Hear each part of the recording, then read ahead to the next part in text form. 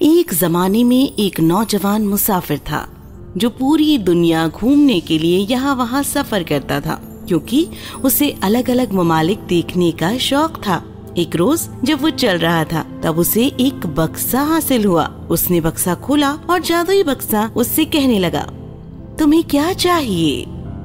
وہ بہت ڈر گیا، لیکن اس نے بکسے کو پھینکا نہیں بلکہ اس نے اسے بند کیا اور اپنی جیب میں آہستہ سے رکھ لیا۔ پھر وہ آگے کی جانب بڑھا اور جیسے جیسے وہ سفر کرتا گیا اس نے اپنے آپ سے کہا، اگر بکسے نے مجھ سے دوبارہ دریافت کیا کہ مجھے کیا چاہیے تو مجھے معلوم ہے کہ اس سے کیا مانگنا ہے۔ اسی لیے اس نے دوبارہ جادوئی بکسا لیا اور اسے کھولا۔ تمہیں کیا چاہیے؟ میری ٹوپی سونے سے بھر دو۔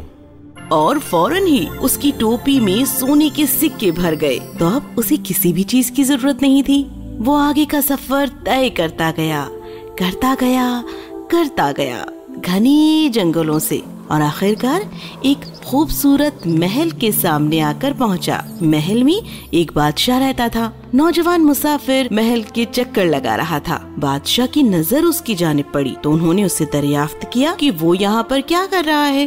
میں صرف آپ کا محل دیکھ رہا ہوں، تمہیں بھی ایسا ہی محل چاہیے نا؟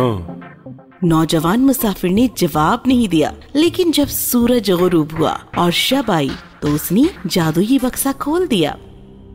تمہیں کیا چاہیے؟ میرے لیے ایک محل بناؤ جس کی دیواریں سونے کی ہوں اور اینٹیں ہیرے کی اور اس کا سارا سامان سونے کا ہو۔ اس کی بات ختم ہوتے ہی بالکل بادشاہ کے محل کے روبرو ایک دوسرا محل دراز ہوا، بالکل ویسا جیسی اس کی خواہش تھی۔ جب بادشاہ نیند سے بیدار ہوا تو اتنا شاندار محل دیکھ کر وہ حیران رہ گیا۔ وہ محل آفتاب کی کرنوں سا روشن چمک رہا تھا، لہٰذا بادشاہ نوجوان مسافر سے ملاقات کو گیا۔ اس نے مسافر سے کہا کہ وہ ایک بہت ہی طاقتور بادشاہ تھا اور امید کرتا ہے کہ وہ دونوں ساتھ ساتھ رہیں گے، اور بادشاہ اسے اپنی بیٹی سے شادی کرنے کی اجازت بھی دے گا۔ تو پھر بالکل ویسا ہی ہوا جیسا بادشاہ چاہتا تھا۔ نوجوان مسافر کی شہزادی سے شادی ہو گئی اور وہ تمام سونے کے محل میں خوشی خوشی رہنے لگے۔ لیکن بادشاہ کی بیگم نوجوان مسافر اور شہزادی سے حسد کرتی تھی۔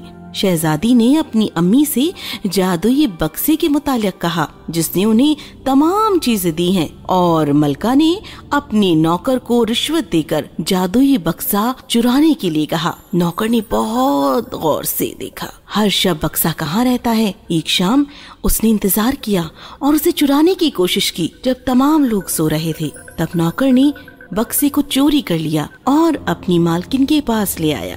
ملکہ نے بکسے کا ڈھکن کھولا تو بکسے سے آواز آئی، تمہیں کیا چاہیے؟ سرخ سمندر کے اس پار تک مجھے میرے شوہر اور میرے نوکروں کے ساتھ اس خوبصورت محل کے ساتھ لے چلو، لیکن میری بیٹی اور اس کے شوہر کو پیچھے چھوڑ دو۔ جب شہزادی اور اس کے خاوند کی نیند کھلی تو انہوں نے اپنے آپ کو پرانے قلعے میں پایا اور جادوئی بکسا وہاں سے غائب تھا۔ نوجوان مسافر گھوڑی پر سوار ہوا اور اپنی جیب میں جتنے بھی سونے کے سکے بھر سکتا تھا اس نے بھر لیا اور اپنے آس پاس کے تمام ممالک میں تلاش کیا، لیکن جادوئی بکسا کہیں نہیں ملا۔ بہت جلد اس کی تمام دولت ختم ہو گئی، لیکن وہ آگے کی جانب سفر کرتا رہا جب تک اس کا گھوڑا اسے لے جا سکتا تھا۔ کسی نے اس سے کہا کہ اسے ایک جن کی مدد لینی چاہیے کیونکہ جن تو دور تک سفر کر سکتا ہے اور شاید وہ اس کی کچھ مدد بھی کر پائے۔ اسی لیے وہ بہت دور گیا اور جن تک پہنچ گیا۔ وہاں اسے ایک ضعیف خاتون ملی جس نے اس سے کہا، تم یہاں کیا کر رہے ہو میرے بیٹے؟ جسے دیکھے وہ اسے کھا جاتا ہے۔ تم ہوشیار ہو تو یہاں سے بھاگ جاؤ اور واپس مت لوٹ کر آنا۔ لیکن نوجوان نے اسے اپنی غمزدہ داستان سنائی اور کہا، شاید آپ کے بیٹے نے سونے کا وہ محل دیکھا ہوگا۔ جب وہ یہ آخری بات کر رہا تھا تب جن وہاں پر آ پہنچا اور اس نے کہا کہ ایک لذیذ انسان کی خوشبو آئی ہے اور لگا کہ کھانا کھانے کا وقت ہو گیا ہے۔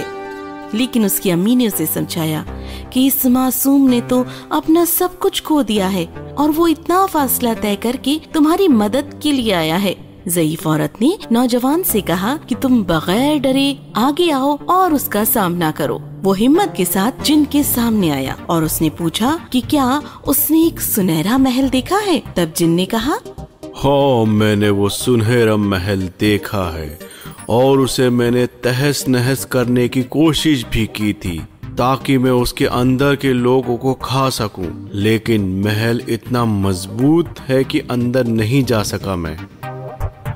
تم مجھے اس کے بارے میں بتا دو۔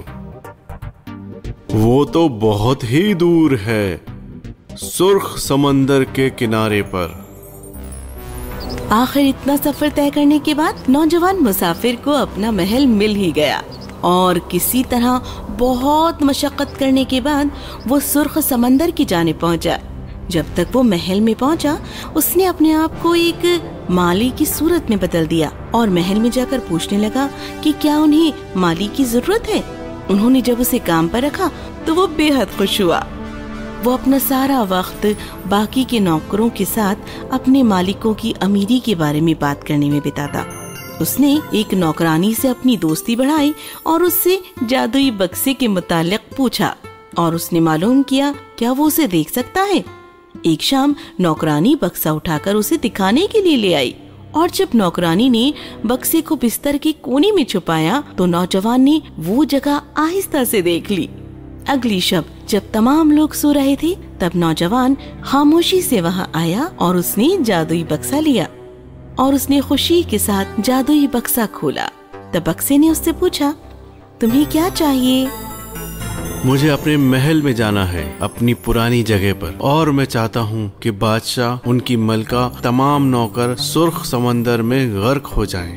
اس کی بات ختم ہوتے ہی اس نے اپنے آپ کو اپنی پرانی محل میں پایا اپنی بیگم کے ساتھ، جبکہ اس محل میں رہنے والے تمام لوگ سرخ سمندر کے اندر غرق ہو چکے تھے۔